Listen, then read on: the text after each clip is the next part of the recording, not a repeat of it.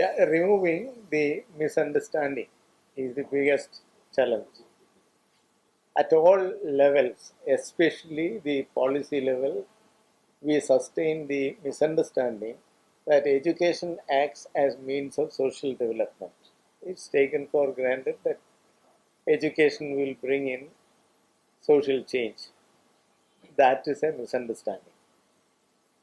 Number two, that an ideal educational policy can solve all problems.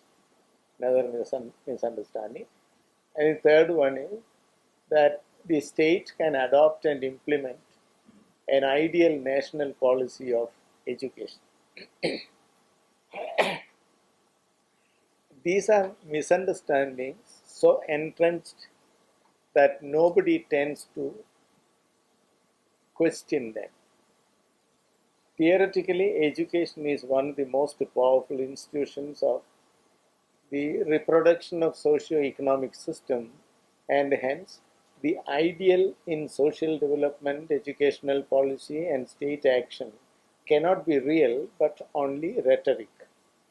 Ideal system change is radical and cannot happen from above through state action but from below through collective movement. Therefore, the theoretically impossible is made possible politically. This is the situation.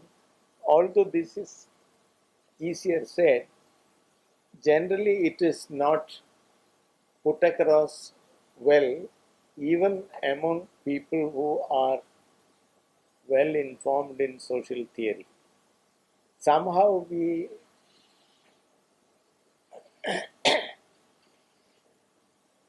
have the habit of conceiving a clean slate before us, and we start thinking about drawing something quite new, utterly forgetful of the fact that it's already a structured thing that we are encountering, and you can only add on to the structure and see something that you never anticipate. But somehow we all feel that it is uh, a clean kind of setting where we can have a fresh construction. So, in the field of education, we have these following misunderstandings.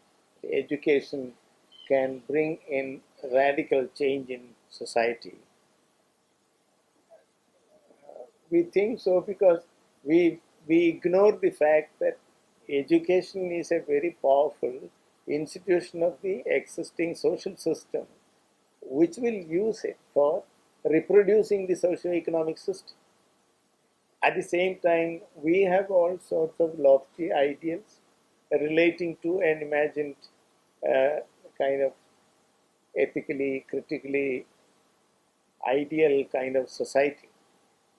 For the making of that kind of ideal society, how can education, which is being utilized by the existing system uh, for reproducing the existing relations, whatever be the contradictions involved in the relations, how the existing contradictory relations can be reproduced and perpetuated, that would be the task of education, whether one would wish or not. That's the main problem or challenge in the field of education. Next one is educating the policy makers is another big challenge. We can illustrate that taking the case of Kothari Commission report 1964-66, the best ever written policy document, uh, which could never become the national policy. Action plans and annual reports of 1967, 1992 vouch for it. We got such a brilliant commission report, very idealistic, and as I said earlier, it had very strong presumption that if there is an ideal education policy, and then state will be able to implement it, and then that policy will, that implementation will lead the society to an ideal state. Now, the interesting contradiction is this. What happened to Kothari Commission report? You check the annual reports and action plans of the period from 1967 to 1992. You don't find Kothari Commission report, Kothari Commission recommendations influencing the action plans, influencing any of the activities. The annual report will show that Kothari Commission recommendations were there, but various action plans were being designed by the bureaucrats under other influential factors. I'll come to it subsequently. Action plans and annual reports are prepared by bureaucrats who go by political pressure and budgetary constraints. Political pressure is apparently the pressure of the people, but actually it is the pressure of the most influential, the industrialists. Industrial needs are understood as national development needs because the latter decide economic growth. Scholarly commission reports recommend measures of economic growth with equity to ensure social development. Growth being invariably at the expense of equity, measures of economic development always dominate. I hope you got the point.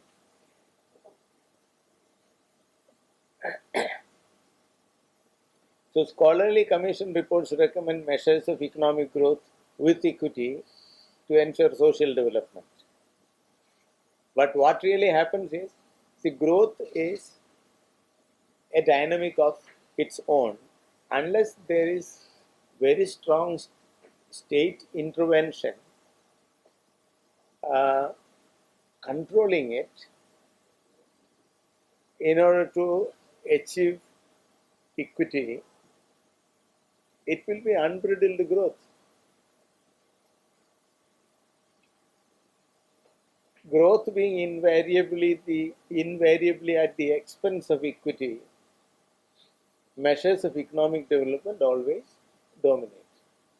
Education commissions never realize that they cannot decide the educational policy of the country, for it is the dominant economy that decides what they should do. So, in spite of Kothari Commission report and the fate of it, we have been asking several scholars from time to time for studying the educational problems and making recommendations. Recommendations have been there, but nobody ever bothered to ask the question, why recommendations do not get implemented? What is the problem over there? That never used to be raised. Similarly, you don't find any of the commission reports in the country making a serious review of the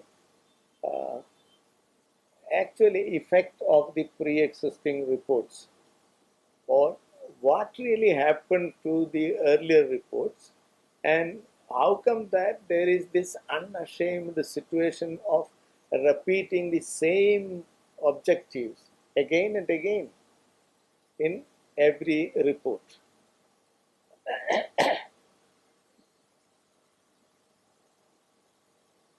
So, worst of all challenges, coming to the specific situation, education in India is in shambles due to a different types of institutions managed by the center, the state, the aided, unaided private sectors,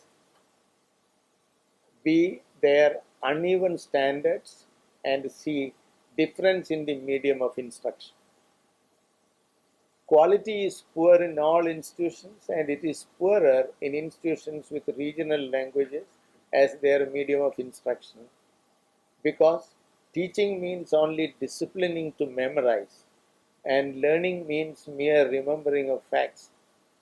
Hence, teaching involves no effort to turn factual information into conceptual and procedural understanding for metacognitive reasoning, metacognitive learning, enabling students to apply, analyze, evaluate, and create. Generally, there isn't any differentiation between remembering and understanding in most of the institutions. We believe that quality can be ensured if there is a kind of militaristic discipline as part of institution management. And many institutions are like that. And an institution which is considered to be meritorious today is the one that can go back to, say, the very orthodox times when conversation among girls and boys was considered to be sinuous. That is what you can see in SMR group. SMR group education institutions have set this notorious model of introducing militaristic discipline in the campus and suppressing students with old time, very old time values and norms. I will come to that point subsequently, but it is really subjecting children with curiosity, questions, criticality, creativity, and so on to a servile kind of situation where they get completely transformed into robots. It can be called militaristic process of the transformation of the youth into robots, speaking, eating, reproducing robots.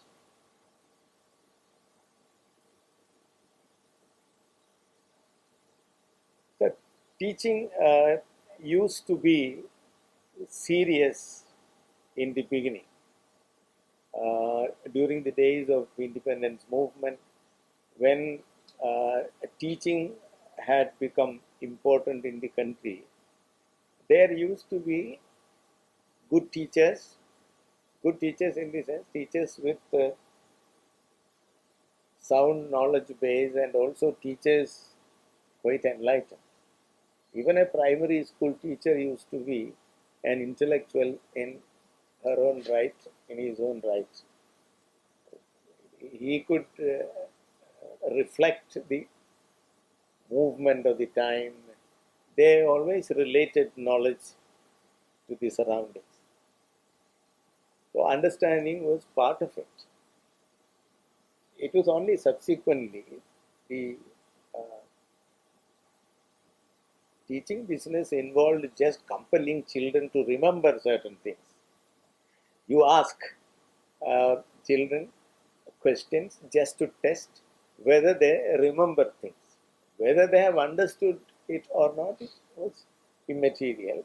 At the same time, even in the 50s, teacher training institutions were told about the up-to-date curriculum planning theory, teaching methods, and so on at that time. Taylor's theory of curriculum practice, that was known to the teachers in the LT institutions, the teaching license giving institutions. They followed Taylor, Kelly, and others. And they were followed in London. They were followed in the institutions in Europe and America at that time. And teachers gave importance to check whether students really understand things. And there were chances for them to treat the object that they acquired as an object of analysis, as an object of critical understanding. Students were given challenges to see that they, uh, they were incessantly revisiting what they learned and then uh, make what they learned stranger and stranger. And sometimes they could uh, make a total rebuttal of what they had already learned. And teachers somehow, never they discussed this theoretically, but every student was able to experience that learning seriously meant unlearning systematically. There was a very carefully maintained taxonomy of the things to be unlearned. Every stage in the learning involved understanding of a certain level, and that happened to be part of academic behavior. It was not just stored for anything else. With the result, when an another stage is added to this learning, that is immediately identified as an object to be encountered. Where, for example, in a lower class, if children are told that water is an element, that is understood, okay. And after some time, when somebody says that no, water is the result of combination of hydrogen and oxygen in a given proportion, the student immediately asks the question, how can then it be called an element? So don't you think that it could be a compound only? Yes, you are right. It is a compound. That's what I am saying. The student himself is involved in the process, which was really a self-consciously realistic cognitive process. Process of what? Process of encounter, and uh, sometimes it is clear confrontation. In order to strengthen the involvement in confrontation, teachers used to pretend sometimes. So how can you say like that? Why should it be so and so on? Teacher, knowing the thing, would establish a relationship of confrontation. Then uh, learning really takes place. Otherwise, teacher's business will be over. Uh, Water is an element, okay, that is remembered. At another stage, water is a compound, and you have two elements there, and that is also remembered. The student has a passive role, and there isn't anything called a revisiting of one's own understanding. Institutions claim that they educate to make students employable, but hardly any student emerges fit to be so. For education, de-skills students in traditional arts crafts without nurturing modern skills. That's what happened uh, during the 60s and 70s. Education was considered as a phenomenon integral to modernization. And in the process of modernization or in the process of education, children who inherited certain arts, crafts, and various practices, even knowledge based practices, got de skilled because they were told various things and they were busy remembering things and were not able to do things. With the result, as anthropologists say, they started experiencing what is called liminality, like liminality of being neither there nor here. neither in the traditional setting nor in the modern. So therefore, this still remains our uh, most difficult challenge, and certainly qualitatively it is sticky downward. We are degenerating further, and therefore I remembered teachers who were not speaking too much of theory of pedagogic science were practicing uh, real teaching in such a way students were able to learn.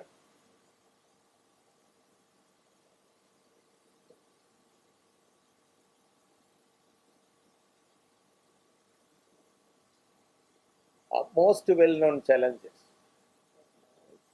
It's all common sense again, but I'll just quickly go through this slide. Insufficient funding, bad infrastructure, inadequate knowledge base of teachers, outdated content of the syllabi, lack of awareness about competencies to be built up, obsolete instructional strategies, absence of autonomy and flexibility, and entailing poor quality.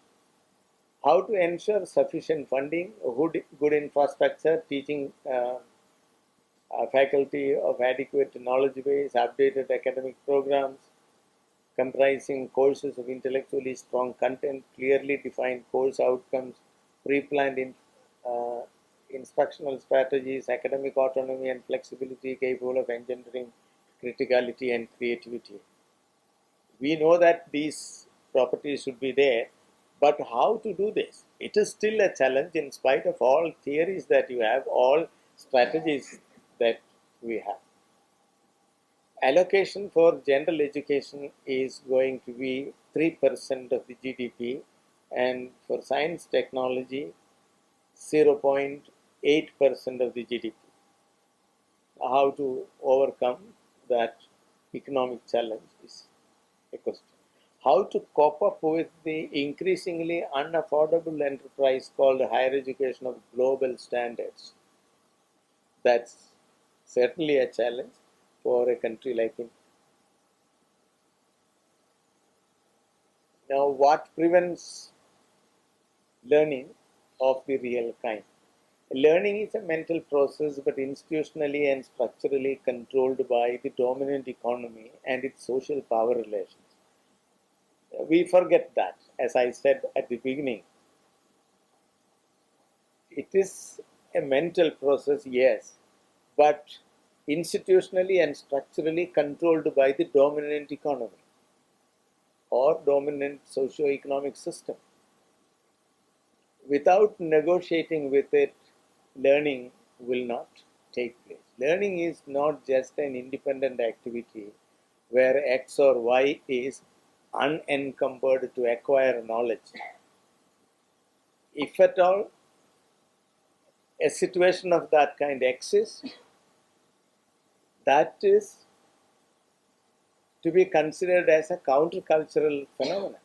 It just happens somehow at the micro level or sometimes at the individual level. An individual may be able to wrench herself away from the shackles of the socio-economic system and position herself in, uh, in a fightful mood to the system. From where that individual acquires awareness of that kind, how does the individual develop criticality of that kind? It's not clear. It somehow happens, but by and large, this wouldn't happen. The dominant economy would decide what the children should learn and how.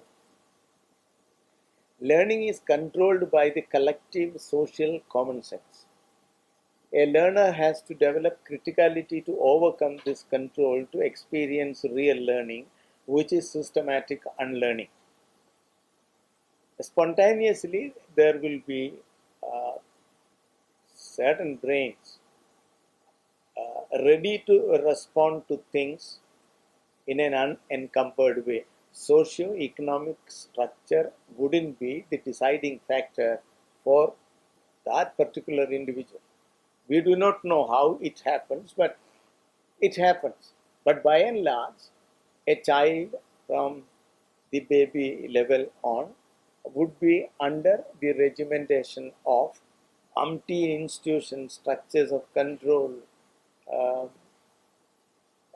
norms of regularities, and practices of suppression, imposition, and so on. Children would be growing like that. And this is particularly true in the case of girl students. Girls, girls are gradually transformed into girls. They are born as babies. They are all Homo sapiens sapien babies at some stage, but from a very early phase onwards, various discursive practices would start operating. They would start occurring in the form of statements first. When a girl baby is smiling, generally it is said that on the third day or fourth day the baby starts smiling, and the people around her, her own mother, innocently will make such comments. Look at her.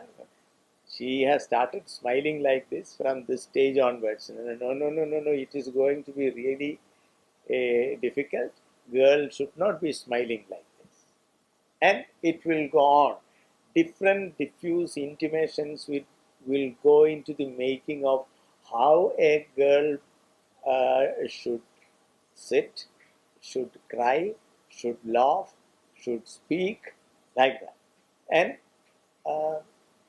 gradually, the girl is a social structurally engineered outcome. That's the reason why we generally say no girl is born but social structurally made. And this is particularly true in the case of girls if you take the context of education. They are educated in courts through various agencies at various points, and finally there is a social structural product called girl, social structural product called woman. Same intensity may not be there in the case of boys, but boys are also products of socio-economic system, and the system would be particular about imposing values and passions that would go into the development of conformity rather than criticality. Their approach would be inevitably of that of a repairer. There is a lot of difference between a repairer's approach and a person who substitutes something. You can repair and use one thing, and then that is possible only when your attitude is that of conformity. You conform to something, you are satisfied with it, and therefore you repair and make the old one functional. Sometimes you reproduce the same with all the limitations of that. Someone who has a repairer's approach is explicitly a rightist, to use an expression. And someone who is utterly impatient of something that is existing with all kinds of contradictions.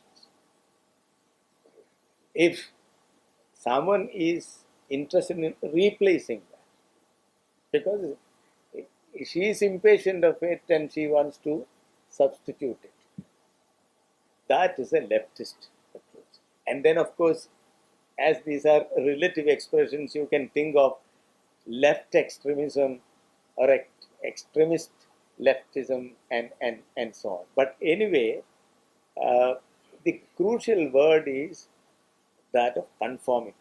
And for conforming to something, You should have a very broad, pragmatic kind of mind wherein all kinds of things will enter without any problem. And you have a very general attitude towards them, and eclectic approach is no problem for you. You accept that there can be plenty of truths, and this is good, that is good, and in everything you have finer aspects and bad aspects and so on. As in the previous section, we discussed, you can discuss the merits and demerits of anything whatsoever you want. If that is the attitude, uh, then you know it will be very difficult to have a clear position. One is a position which is rooted but at the same time ready to confront.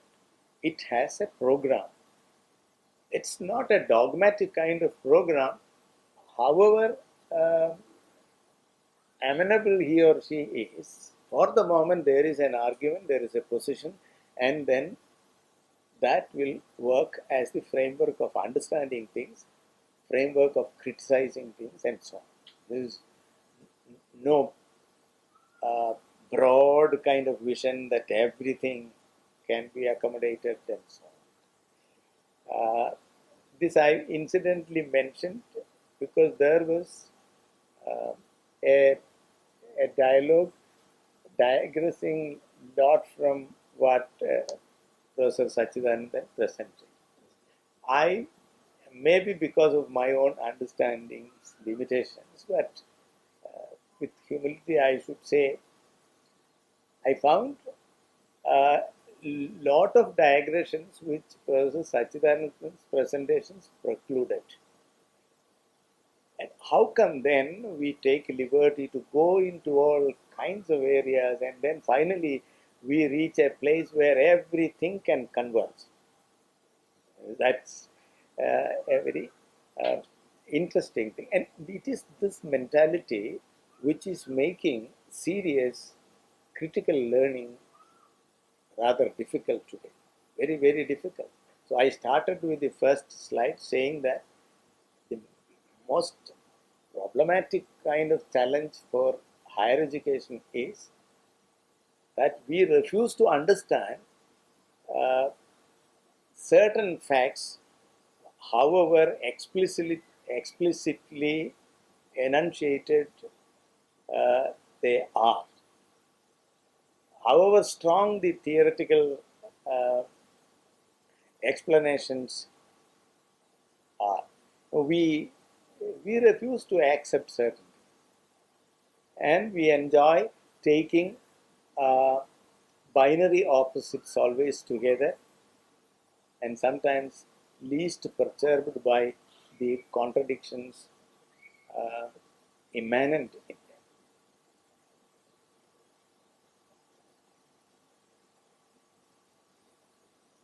Learning just cannot take place as part of common sense. There isn't anything to be learned if common sense is the thing. Common sense is something which is in a process a priori, without which you cannot live. You will have your own explanation, but when you learn, then there is metacognitive revisiting of the whole process. And learning in that sense is a self-consciously realistic exercise. Whereas common sense is not like that. Common sense may be getting sharpened spontaneously because uh, it's natural for any living person. There isn't anything called critical self-reflexivity at the level of the making up of the common sense. Therefore, object of learning is not sharpening common sense, but very often replacing it. Why shouldn't we depending upon common sense is what you draw by way of answers from knowledge. Knowledge is something different from common sense, and you cannot graft knowledge to common sense. At the same time, pieces of information can go well with your common sense. Learning is divested of its critical quality by certain built-in devices of the social structure, which philosophers have theorized differently. I don't want to go into the details.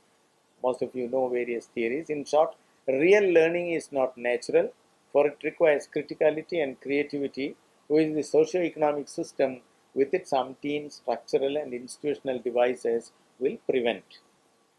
We cannot assume that serious learning will automatically enable an individual to develop critical consciousness.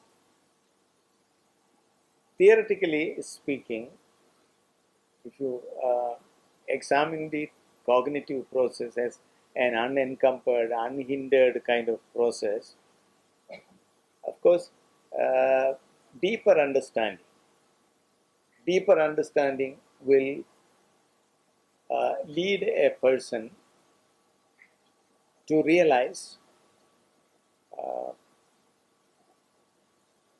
how it works or why it works rather than what it means. Deeper understanding will have to encounter that question, why and how. What it means is just uh, a matter of linguistic curiosity. You may know how to define it, you may know how to describe it, but what it means is not enough for a person to grasp knowledge. Knowledge deals with how it works, why it works, and so on. And then such questions are somehow prevented by various practices, conventions, norms, and so on in a given socio-economic system. Without questions starting with how and why, you will not be able to reach out the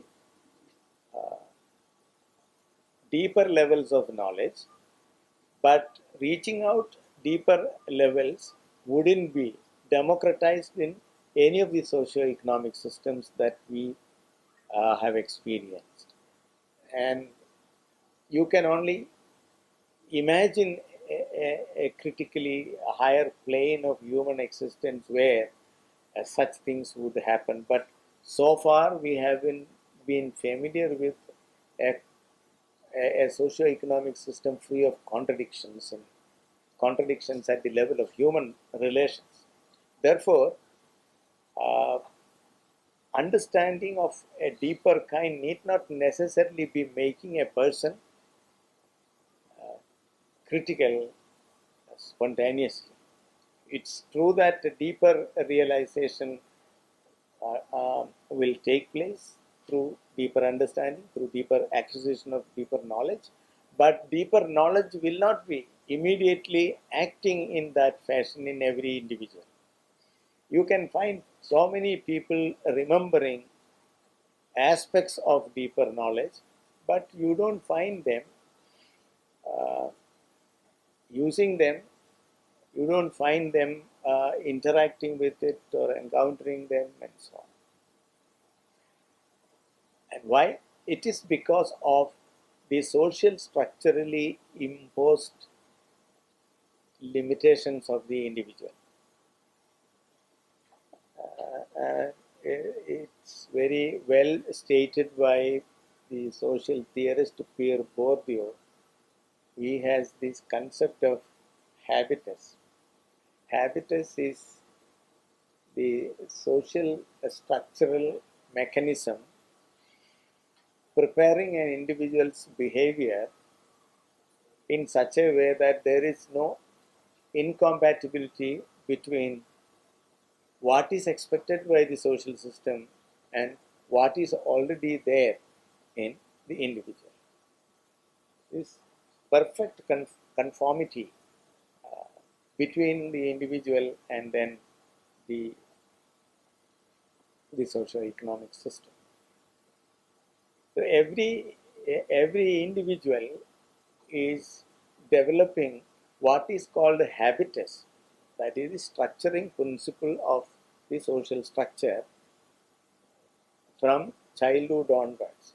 And there are various agencies and institutions and structures and so on, cultural practices for strengthening the conformity. In the process, the person loses criticality or the faculty to enter into a critical relationship with the conditions of human existence. Conditions of human existence would not be perturbing an individual thanks to the operation of habitus that seasons out the pattern of behavior of the individual. At the level of the aggregate, it is considered to be the social structure reproduction mechanism. Social structure, socio-economic system is being resuscitated through the collective operation of the individuals with conformity. In strange cases, there would be people of criticality, and then they would create various things. Criticality and creativity are the obverse and reverse of the same coin. Without criticality, there is no creativity. And creative things would be there, and there are cultural mechanisms for absorbing critically burning creative works as part of amusements and entertainments and so on. There's cultural mechanisms capable of absorbing the critical power of creative productions. It's a different issue.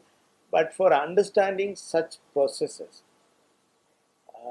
education dealing with deeper knowledge need not necessarily be acting as a catalyst.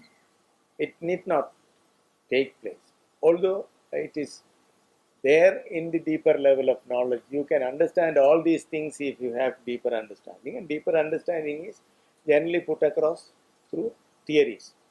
Understanding theory and remembering theory. Again, you have a contradiction there. People who understand theory, again, need not necessarily be always encountering theories and understanding surroundings, criticizing conditions of human existence, and seriously imagining a higher critical, ethical plane of human existence or future. Disappointing scenario. Activities of teaching, learning, and research have become too mechanical and alienating to be creative either about achieving national development or about acquiring individual competency. Mechanical ways means relations and strategies of teaching and research in colleges and universities continue to deprive knowledge of its politics. That is, it's a socio-political, it's a socio-critical dimension.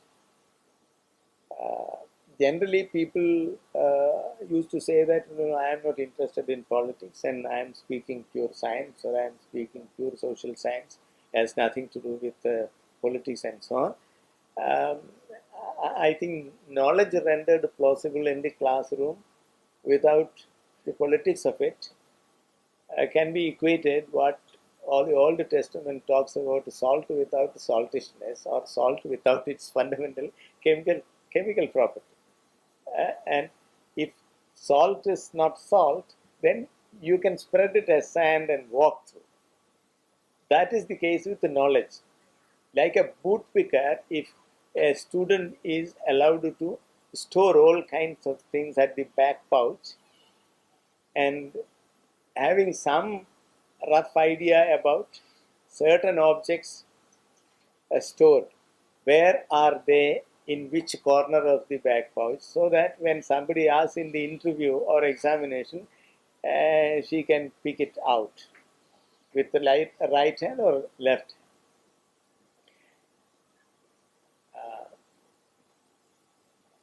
Politics of knowledge enables a student to relate it with social processes, human affairs, and so on. If one is not able to do that, one is getting apolitical more and more in the process of acquiring knowledge. There is no acquisition of knowledge, but uh, absorbing knowledge and then storing it. How to render knowledge plausible in the classroom, leaving no chance for a student to uh, capture the political dynamic of it, is the institutionally built-in property everywhere. Its abhorrible kind of feature may be the militaristic kind of disciplining in the campus, in the institution, and so on. Otherwise, teacher is not self-conscious about it. It's an institutionally given uh, environment in which you will be able to deliver knowledge, and in the process, its political edge will be crushed.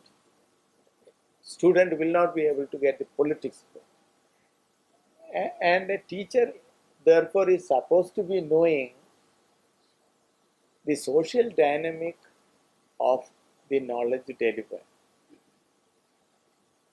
He or she is not just to know commonsensically the relationship between knowledge and society, but epistemologically the link between social reality, that is, analytically access the social reality, and then the knowledge, the specialized knowledge component rendered plausible in the classroom. That is an ecosystem which allows a student to establish a dialogical relationship with the teacher, inevitable for learning.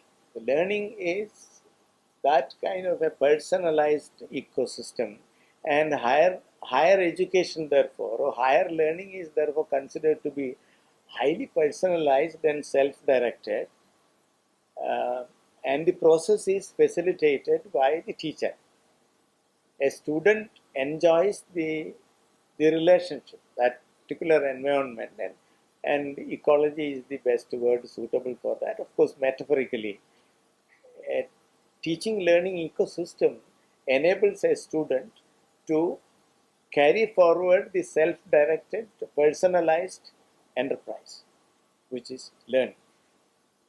If that process is obstructed, then what you get will be some children positioned in a particular uh, space, and there is a discursively engineered spatiality where teacher is hegemonic, and teacher then controls the entire students. Teacher has the question, teacher has the answer. Students are expected to remember. But in the other, the teacher has no monopoly over questions. Students will ask questions. Teacher will only help students to find answers. Teacher pretends to be, or teacher refuses to give his answer to the student. Teacher is not expected to give the answer, because answer is something that the student has to acquire, and it should be a discovery. Sometimes it may be an invention, but the student does that. This is prevented. This is very dangerous for any socio-economic system. The process of resuscitation is completely obstructed. It will not be possible if youngsters develop this level of criticality and creativity, resuscitation, reproduction of the existing socio-economic system replete with the contradictions wouldn't be possible. And socio-economic system would then very cleverly use education as a powerful instrument. And Therefore, we just cannot take it for granted that deeper understanding will help. Deeper understanding will develop uh, criticality, and it is possible for democratizing criticality through one policy of education or the other. Whatever is the national policy of education, I told you, the fate of Kothari Commission would recur. Higher educational institutions imbued with built-in mechanisms for depoliticizing the transmission of deeper knowledge have the consequence of turning the youth into apathetic beings.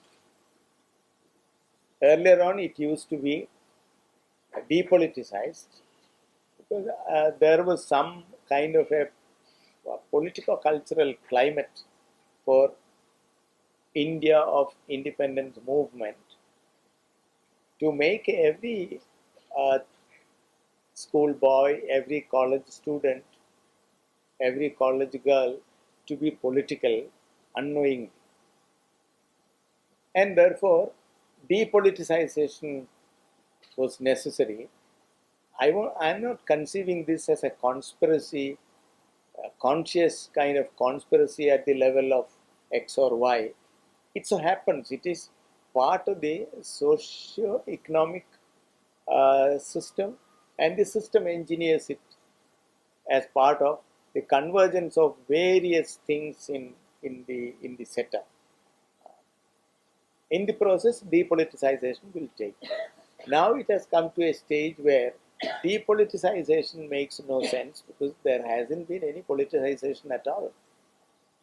In the case of many children, particularly now you have something like 40%, 45% of the plus two students of today's Kerala who are getting educated in unaided private schools, considered to be very well disciplined kind of institutions.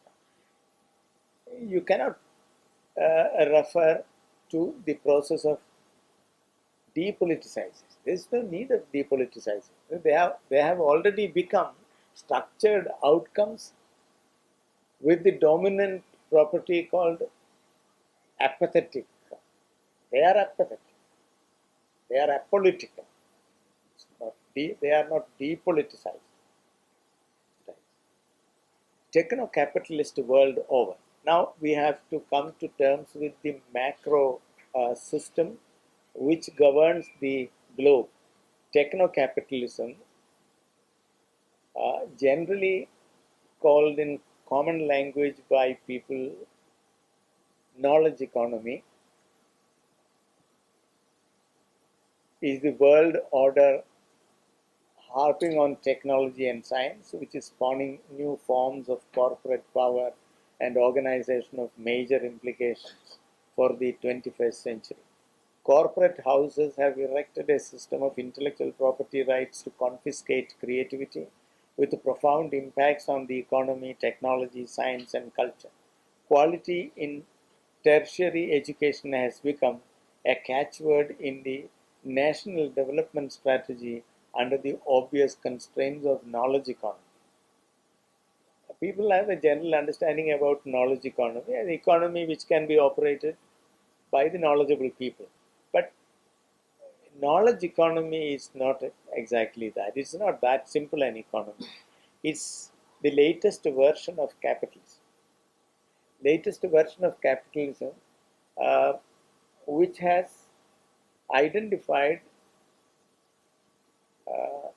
marketable knowledge as the most powerful commodity, enabling maximization of difference between cost and price at an amazing rate. After 2008 recession in Europe as well as in America, this main discovery came up. That is production of intangible assets and transactions, enabling unimaginable extent of accumulation. Capitalism in its previous history never experienced that level of accumulation. Now, it is said profit accumulated through the transaction of intangible assets comes to about 4/5 of the total turnover all over the world. That is the reason why it is called the knowledge economy. It is converting knowledge not only into commodity but also capital. I'll illustrate it with one example. If a scientist discovers a new molecule and sends the report of that to a high impact factor journal, the journal editor will write back saying, "You please wait. I have to leave this for consultation. Let us see the application of it." So that your H index will go up and our impact factor will also go up. So please wait. What is this consultation? This is to know how this molecule can be used in a pharmaceutical industry, for example. One new molecule, whether it is a naturally given molecule or a synthesized one, whatever it is, how this molecule can be used as a raw material for developing drugs. And if the consultation ends up with success, then it becomes capital. It's a reinvestment potential would be unimaginable. It is not just the price of knowledge there, but something quite different. It is capable of regenerating and regenerating. Therefore, at once you have the marketable knowledge today as both commodity capital combined. That never existed in the early history of capitalism. And also in the whole series of contractive cycles of recession in capitalism, capitalism was not able to devise these two miraculous structures of success. One, the structure of forming corporates among capitalists, and the other, using the structure of knowledge both as capital and commodity. Corporate houses, therefore, have erected huge research establishments everywhere. Now, corporates are running research institutions. Universities and government-run institutions of research are secondary. And their main interest is now in the production of marketable knowledge. And they have erected a system of intellectual property rights, and they confiscate it from children. So, for example, DuPont published their report last year that they are waiting for something like 277 patents which are in the pipeline, and in a period of 6 months.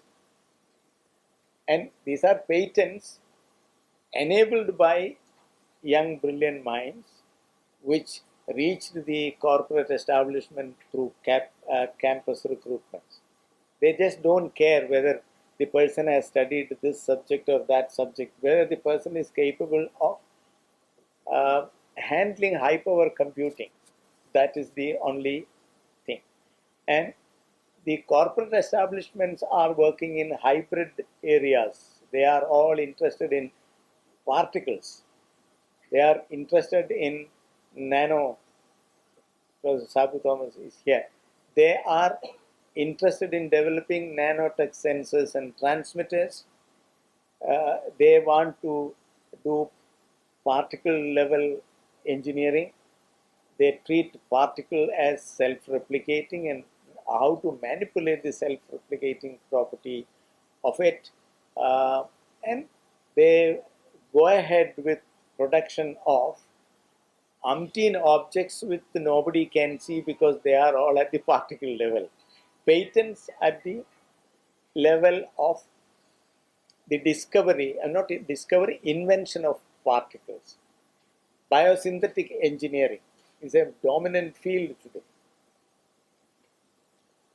Biomolecular engineering, of course, institutions are there, but for biosynthetic engineering and research in agrobiotechnology, production of tomato with which children can play cricket, or a brinjal which is as big as jackfruit itself, all sorts of molecular engineering and agrobiotechnology research, and graphene engineering, robotics, artificial intelligence, cloud computing.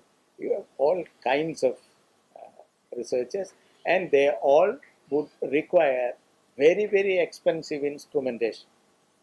High field NMR spectroscopy, or genomic research of functional type, structural type, using various devices, technologies, and so on. So it's a totally different kind of world, and corporates are manufacturing knowledge, right?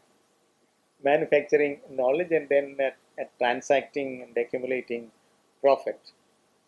The real challenge is now how to escape the dominant economy. Dominant economy decides, and how to escape that. We cannot escape. There is no time, therefore we have to escape. These slides like corporate houses decide knowledge production. I just mentioned structural genomics using X-ray crystallography and robotic crystallization procedures for determining gene structure, protein structure studies using high field NMR spectroscopy, nanoscience tech experimenting with layer by layer assembly of nanofilms, nanotech sensors, transmitters. And these multinational corporations and corporate houses, now they promote these hybrid science tech fields. You cannot identify them as science. They are neither science nor technology.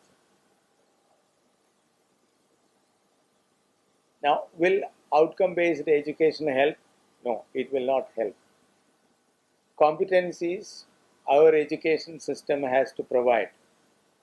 These are the requirements of the dominant economy. You will have to train children in capabilities of this.